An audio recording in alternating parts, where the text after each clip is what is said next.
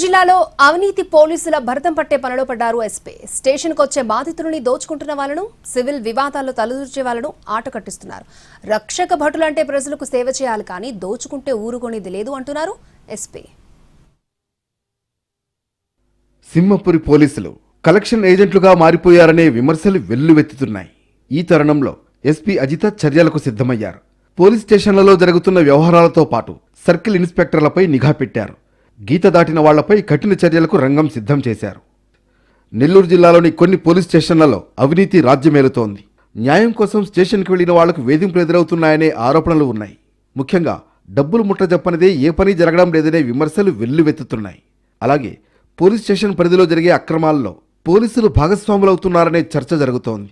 Belt షాపులు, wine షాపుల నుంచి మొదలు పెడితే పేకాట, కోడిపందాల వరకు పోలీసుల అండదండలతో అక్రమాలు జరుగుతున్నాయి. చివరికి గ్రావెల్, చికెన్ వేస్ట్ దందాల్లోనూ పోలీసులు వేరు పెడుతున్నారు. నెలవారీ వసూళ్లు తీసుకుంటూ అక్రమ దందాలకు పచ్చజెండా చూపిస్తున్నారనే ఆరోపణలు వస్తున్నాయి. పోలీసుల అండతో మద్యం షాపులకు సమయపాలన లేకుండా పోయింది. మామూళ్ల మత్తులో నేరాలు జరుగుతున్నా పోలీసులు పట్టించుకోవడం లేదనే విమర్శలు వినిపిస్తున్నాయి. ఇలాంటి పరిస్థితుల్లో పోలీస్ స్టేషన్లలో ఏం జరుగుతుందనే విషయాలపై ఎస్పీ అజిత ఆరా తీస్తున్నారు. పోలీస్ స్టేషన్లో అధికారులకు దగ్గరగా ఉండే ఐడి పార్టీల వివరాలు తెలుసుకుంటున్నారు.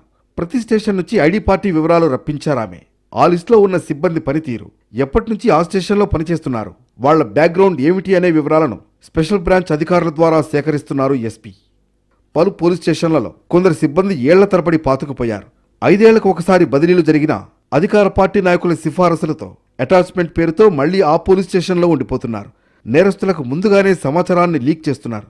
ఒకే స్టేషన్లో ఎక్కువ కాలం ఉంటూ నేరస్తులతో దోస్తీ చేస్తున్న వాళ్లలో ఇప్పుడు ఎస్పీ చర్యలతో వణుకు మొదలైంది.